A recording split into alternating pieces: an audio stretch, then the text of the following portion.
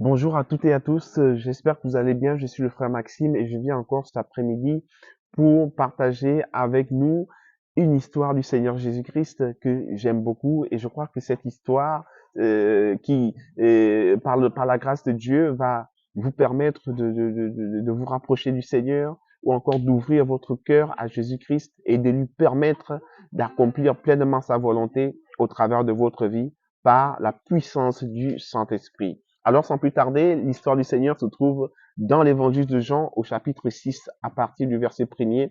C'est l'histoire qui parle de la multiplication des pains par le Seigneur afin de nourrir environ 5000 hommes. Alors, sans plus tarder, je vais nous faire la lecture de la parole de Dieu. La Bible déclare dans l'évangile de Jean au chapitre 6. Après cela, Jésus s'en alla de l'autre côté de la mer de Galilée ou de la mer de Tibériade. Une grande foule le suivait parce que la foule voyait les miracles que Jésus opérait sur les malades. Jésus monta sur la montagne et là, il s'assit avec ses disciples. Or, la Pâque, la fête des Juifs, était proche.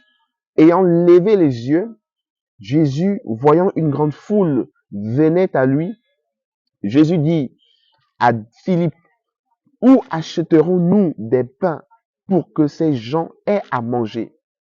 Il disait cela pour l'éprouver, car il savait ce qu'il allait faire. Philippe lui répondit, les pains qu'on aurait pour 200 deniers ne suffiraient pas pour que chacun en reçoive un peu. Un de ses disciples, André, frère de Simon, Pierre, lui dit, il y a ici un jeune garçon, littéralement un petit garçon, qui a 5 pains d'orge et 2 poissons. Mais qu'est-ce que cela pour tant de gens? Mais qu'est-ce que cela pour tant de gens? Jésus dit, faites-les asseoir. Il y avait dans ce lieu beaucoup d'herbes. Ils s'assirent donc au nombre d'environ 5000 hommes. Jésus prit les pains, rendit grâce et les distribua à ceux qui étaient assis. Il leur donna également des poissons autant qu'ils en voulurent. Waouh, gloire à Dieu pour ce miracle, gloire à Dieu pour ce prodige. Merci Saint-Esprit pour la parole du Seigneur encore que nous allons partager en cet instant, en quelques minutes. Chers amis, voici une histoire merveilleuse qui peut bouleverser notre vie, qui peut bouleverser notre manière de penser. En lisant cette histoire, il y a quelque chose qui retient particulièrement mon attention, c'est que Jésus était en train de faire son ministère, il était en train de faire son œuvre. Et il y avait des miracles, des prodiges, il y avait environ 5000 hommes, une grande foule d'environ 5000 hommes qui étaient là en train de l'écouter. Mais il se trouve que cette foule était à un endroit éloigné où il était quasiment impossible pour chacun d'entre eux d'aller s'acheter à manger. Et les disciples n'avaient suffisamment pas de moyens pour nourrir ces 5000 hommes. Donc, c'était quasiment impossible pour les disciples de nourrir toute cette foule. Mais, gloire soit rendue à Dieu, il y avait parmi cette foule un petit garçon qui avait 5 pains et 2 poissons. Et Jésus-Christ s'est servi de ces 5 pains et de ces 2 poissons pour nourrir les 5000 hommes qui étaient là, venus pour l'écouter, qui l'avaient suivi depuis des heures et des heures. Cette personne était certainement affamée, était certainement dans le besoin, mais Jésus-Christ a pris ces 5 pains et ces 2 poissons par la prière d'action de grâce. Il a fait une prière, il a dit, Seigneur, je te remercie pour ces 5 pains et pour ces 2 poissons, et il y a eu une multiplication des pains et des poissons. C'est un miracle merveilleux et extraordinaire. Gloire soit rendue à Dieu. Alors, qu'est-ce que cela nous enseigne? Cette histoire nous enseigne nous enseigne quelque chose de très très important, c'est-à-dire Dieu est capable de prendre des choses méprisables pour s'en servir afin de faire de cela une source de bénédiction pour des multitudes. Souvenez-vous que André, le frère de Simon-Pierre, avait dit, mais il y a ici un petit garçon qui a 5 pains et 2 poissons. Mais qu'est-ce que cela représente pour 5000 hommes? Mais qu'est-ce que cela représente pour tant de gens?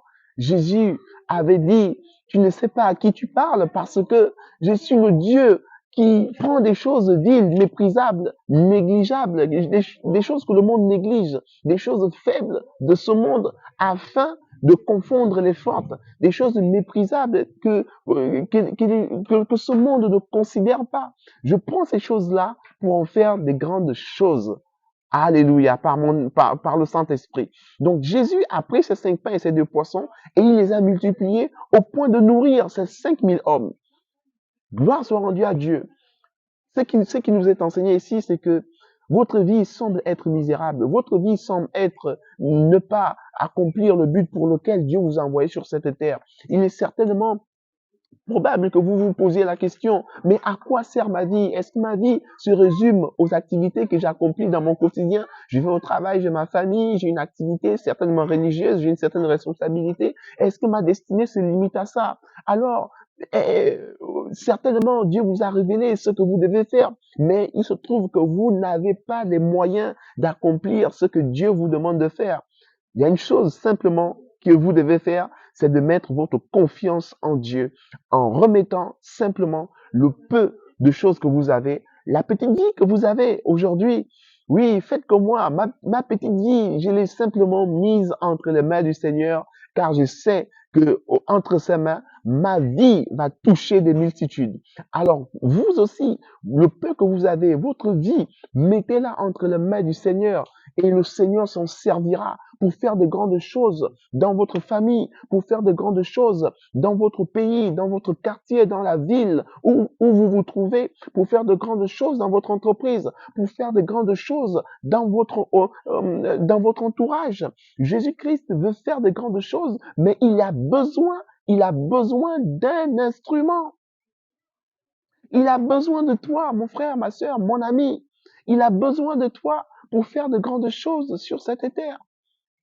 Le monde t'a méprisé, on a dit que tu n'étais pas qualifié, que tu n'étais pas capable, que tu n'étais pas compétent, tu n'avais pas, tu n'avais pas les compétences requises pour accomplir un bon nombre de choses. Oui, on t'a certainement proposé de faire des formations, ce qui est recommandable, mais je veux simplement te faire comprendre que pour que le Seigneur agisse de manière prodigieuse sur cette terre au travers de ta vie, ce ne sont pas les compétences que tu as qui vont le permettre.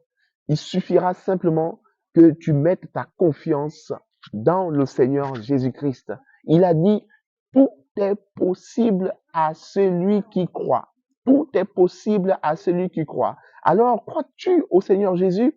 Si oui, laisse-moi te dire que Jésus-Christ est capable de prendre ta vie et d'en faire, de faire de ta vie une source de bénédiction, comme il s'est servi de ces 5 pains et de ces 2 poissons.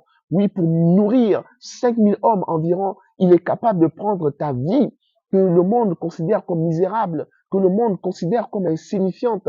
Il est capable de prendre ta vie pour faire de cela une source de bénédiction pour des multitudes. Il peut faire de toi une source de bénédiction pour le monde, pour le pays dans lequel tu te trouves, pour ton quartier, pour ta famille. Tu veux faire du bien à de nombreuses personnes, mais tu n'as peut-être pas les moyens. Tu n'as peut-être pas les moyens pour y parvenir. Mais tu peux déjà commencer à simplement dire, Seigneur, je remets entre tes mains ma vie, entre tes mains le budget que j'ai certainement pour accomplir un projet. Je remets entre tes mains, Seigneur, le peu de moyens que tu m'as donné pour que tu puisses t'en servir afin de bénir des multitudes. Mets ta confiance dans le Seigneur et tu verras qu'il agira. Car c'est le Dieu qui accomplit ce qui semble être impossible aux hommes. Il a dit, tout est possible à celui qui croit. Ce qui est impossible aux hommes est possible à Dieu. Alléluia. Alors, j'espère que cette parole vous a beaucoup parlé et je prie maintenant au nom de Jésus afin que vous puissiez ouvrir votre cœur et que le Saint-Esprit vous pousse à mettre votre confiance dans le Seigneur de telle sorte que votre vie soit une source de bénédiction pour votre famille, pour votre entourage, pour votre quartier, pour la ville dans laquelle vous êtes, pour le pays dans lequel vous vous trouvez. Qu'est-ce qui va changer la situation de votre famille, de votre pays, de votre ville, de votre quartier, de votre entourage? C'est Jésus-Christ qui va le faire. C'est Jésus-Christ qui a le pouvoir, la puissance, l'autorité, la force de faire tout ce qui semble être impossible aux yeux des hommes.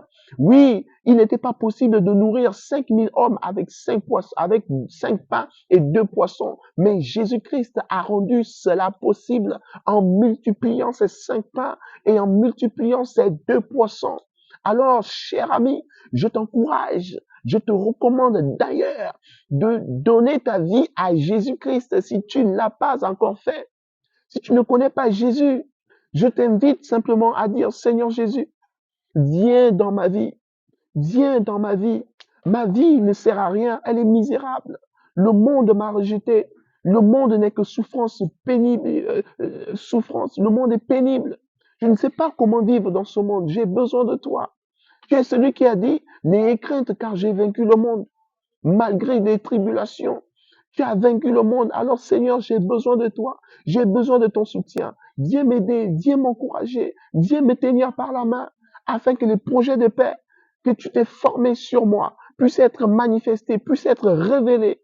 Alors que Jésus-Christ maintenant vienne dans ton cœur. Laisse-le entrer dans ton cœur maintenant dans le nom puissant de Jésus. Je suis en train de prier pour que toute forme de résistance, toute pensée qui t'empêchait de recevoir dans ton cœur Jésus-Christ comme Seigneur et Sauveur, que ces pensées soient brisées, soient anéanties, que le Saint-Esprit maintenant adoucisse ton cœur et que Jésus-Christ devienne ton Seigneur et ton Sauveur. Amen. J'espère que cette parole vous a beaucoup encouragé. C'est l'évangile de Jean, un évangile qui est très très merveilleux. À très bientôt pour une prochaine vidéo et que le Seigneur vous bénisse. On est ensemble. Au revoir. Shalom, shalom.